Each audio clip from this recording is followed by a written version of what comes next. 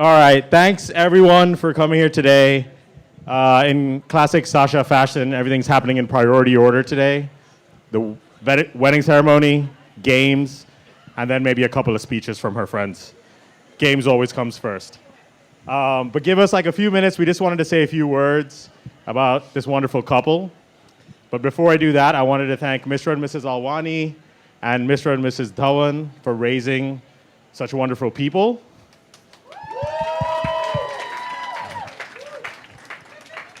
And for giving us all an excuse to party for 4 days in paradise. For those of you that don't know me, my name is Kush. I think I'm the only person here that knew Sasha and Tarun before they knew each other. So I'm going to take a little bit of credit for us all being here today, and I'll come back to that story in a second. Tarun and I have known each other our whole lives. Our parents are really good friends, and we've become brothers over a love of sports, travel, and the odd night out that just never seems to end. Sasha and I were in Boston together in college. I think one of my first memories of that was a spring break trip to Acapulco. The less said about that, the better, I think. Now, Kush loves giving speeches at weddings, especially on the first night because he's single, right? So while Kush wants to take a few moments and say a few words about them, I didn't even give a speech at my own wedding. But Tarun, who was my best man at my wedding, gave a speech, so I had no choice. I got to know Sasha at the same time that Tarun did, but I've known Tarun since year 9 at Bangkok Pattana School, in BPS. And we share many great memories in school, on trips, and all the weekend shenanigans that teenagers get up to. But for those of you who know me or knew me back then, you know that that's not as risque as it sounds, and it's more sports and playing video games. So, Mr. and Mrs. Alwani, you can relax. So how do they meet? Some of you know this story. I don't know if everyone does. But let me take you back to June 2015. Jason Derulo was top of the music charts. Taylor Swift was dating Calvin Harris. And the Warriors had just beaten LeBron and Tarun's Cavaliers in the NBA Finals. Amongst all this, I had planned a trip to Chiang Mai with my college friends. Sasha was living in Hong Kong at the time, so she decided that she would come over as well. Out of courtesy, more than anything else, I asked Tarun and Kevin if they wanted to join me. But there's no reason for them to say yes. I mean, they didn't know anyone on this trip, my college friends. But for some reason, they both said yes. I guess we were all a lot more free back then. So we go on this trip, we have a good time. The trip ends, and we all kind of go our separate ways. Sasha back to Hong Kong, we come back to Bangkok, everyone else back to the States. And a few years pass, and we're out one night, on one of those long nights that never end, and Tarun says to me something about a Sasha. I was like, who's Sasha? I'd forgotten they'd met, right? He goes, oh, Sasha, your friend from BU. Like, we've been talking for the last few years. And that kind of surprised me. And as we know, Tarun's a man of very few words. But in that moment, it was super clear that he was really into her. The rest, as they say, is history. But I do feel there's a small part of destiny for him to decide to come on a trip like that, which he had no part in being on. So Kevin and I were kind of thinking back and forth, what do we want to talk about in this speech? Sasha and Tarun will tell you, and I think their promises will tell you, that they're such different people, right? Just look at what time they wake up on a Saturday. But we kind of started talking about it, and we figured there's a lot of things that the two of them actually have in common. And so I think we're going to highlight a few of those things today. So I'll start with this. They're both sticklers for efficiency and planning. Perhaps Sasha a little bit more obviously so than Tarun, but this is only because Tarun's really a man of a few words. And Sasha does fire out Excel sheets with tasks when something goes on. Tarun plans every trip that we go on, including my bachelor party and both of his bachelor parties. Some will say that he has control issues. right? Sorry, trust issues, and is a bit of a control freak. While control freak does kind of lend to his OCD tendencies, I do not blame him.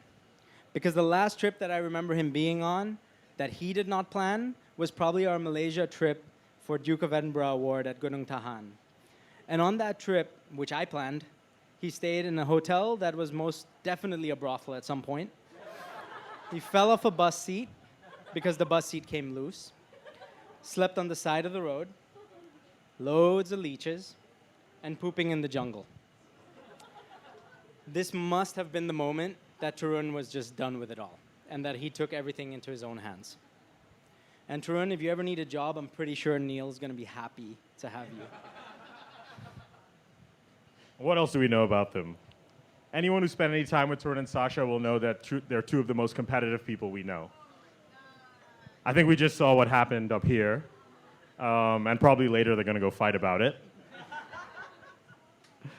But Tarun grew up playing sports. Basketball was his first love. But about 10 years ago, Kevin and I had moved on to a life of golf, leisure, long past our peak athletic days, and we tried to get Tarun into golf. What did Tarun say to us? "I'll never play that sport. It's so lame. It's for old people." Now, some of you will know how that prediction turned out, but let me give you some stats. We finally got Tarun on a golf course in 2015. 2015 to 2018, pretty respectable. He played 8 rounds each of those years. Kevin and I were destroying him. He was horrible. We were beating him every time. 2019, Tarun played 26 rounds of golf. We were still beating him very handily. He wasn't very good. But I think that's when his competitive streak finally kicked in. So in 2020, when everyone was sitting at home because of COVID, our good friend Tarun played 113 rounds of golf. One every 3 days. He started beating us that year, but not enough apparently. So in 2021, Tarun played 197 rounds of golf. More than one every 2 days. Twice as much as professional tour players play for their job. And at that point, Tarun, always having to be the best at what he does, was beating us, at the level that made him happy, I guess. One note on that, Sasha moved to Thailand in April of 2021. So Tarun will tell you that part of the reason he spent so much time away from home was because of that.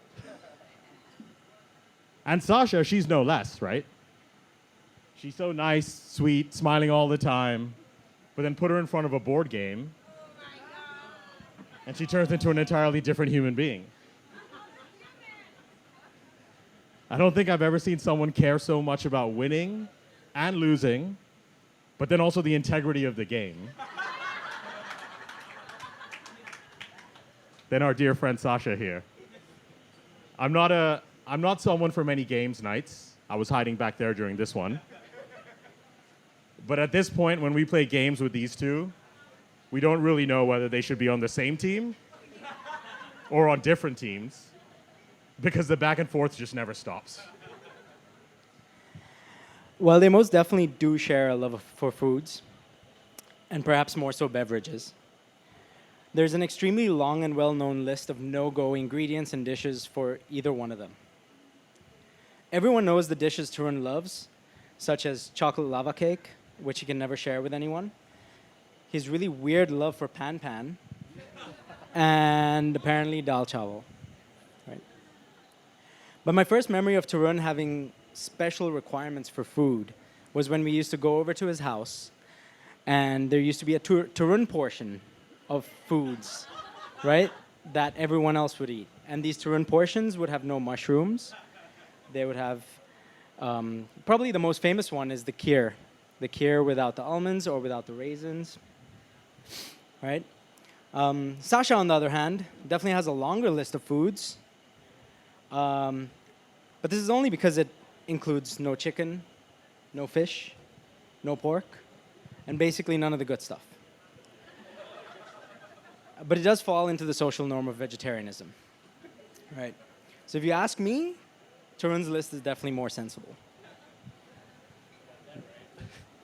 one last one that we'll just hit on the similarities, right? So you guys might have seen a little bit of it just now on the last game, actually, but these two love music.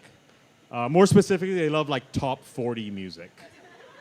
And more specifically than that, they love knowing every lyric to every top 40 song that they've ever heard. I think most of you will be like me, right? We know 30 to 40% of a song, we kind of make up the rest. But these two pride themselves on knowing 100% of every song they've ever listened to. It's an incredibly niche talent, and I can't believe that they both found each other to do this together with. And it's very cool. It's fine. It's cool. It's impressive. You guys will hear it this whole weekend. I'm sure they'll do it. But it kind of takes a turn when you're sitting in a car with them and the two of them are in front and you have a 2-hour drive ahead of you. Because then all you get to listen to is the two of them doing carpool karaoke at a whole different level. Only ever stopping to argue if, God forbid, one of them has a lyric that was different to the other, and now they have to decide who was right out of the two of them. Needless to say, I did that once, and now I travel with Kevin and his crying toddler instead. I think of myself as Tarun's best friend, but this is a self-proclamation. Because Tarun has so many groups of friends, it's hard to keep up. He's got his INSEAD friends, he's got his Bangkok friends, he's got his Melbourne friends. So while it's not a competition, I'm sure there's a lot of self-proclaimed best friends in the crowd today. But then again, after today, I think he made it very clear that Sasha is his best friend.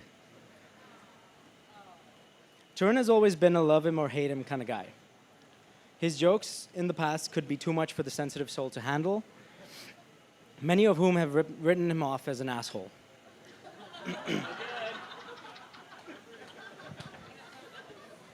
But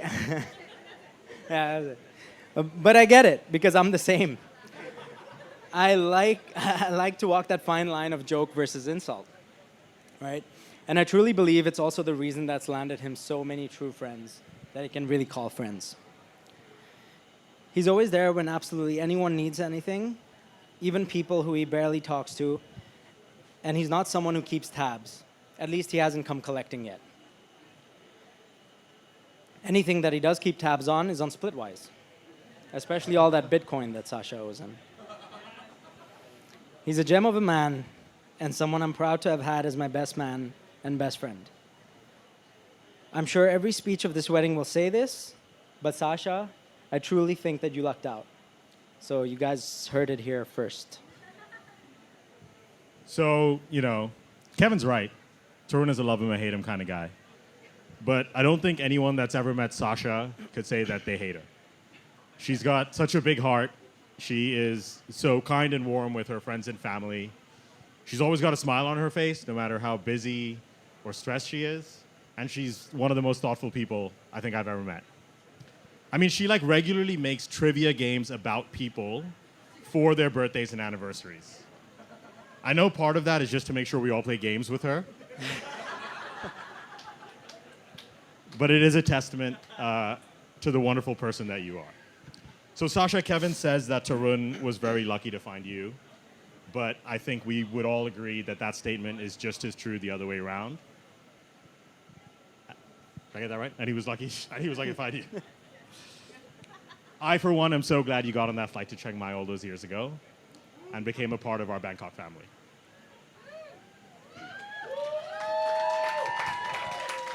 So since Kush is single, and I'm older than both of you, I'm the only one up here that can give you a bit of advice, right? So marriage comes with its sacrifices. Some things are definitely more painful to sacrifice than others. Put your foot down from the outset. But one thing that you cannot control, Tarun, is the loss of your closet space. The rate of loss depends on you, how hard you fight, but you're going to lose it. So I had one before I got married, and now I have about 10% of my one. By my last count, I think you have 6. The good news is all your Arism Uniqlo shirts will fit on one shelf. So you're good to go. My wife remembers everything. Sometimes this is a benefit, but mostly it isn't. While this is usually advice for the groom, in this case, it's advice for Sasha. Because Tarun's memory is second only to my wife's. So much so that he has no calendar and deletes all of his history all the time. But that may be for different reasons. It takes effort and patience to overcome all hurdles, especially those hurdles that Tarun is going to throw your way. But you both are no stranger to effort. You're the first and second strong, hardest workers in the room, and I'll leave you two to fight out who's the first. And this is something that has nothing really to do with the two of you, but the fact that you have Indian parents. Have two babies as soon as you can. Because in 3 days, the question is going to be, when's baby number 1 coming? 9 months later, when's baby number 2 coming? I can only assume that after that, their focus will shift. Having said that, I really do look forward to Sasha, germaphobe Sasha, having to change, wipe, and clean, and all those wonderful things that come with that part of life. Marriage isn't a hardcore project that you're working on for 24/7, and you're done in a couple of weeks, after which you can chill. It's forever. I'll give one piece of advice, I guess. I suppose you know you found the person you want to be with forever when you can both enjoy going to Susie Wong's together.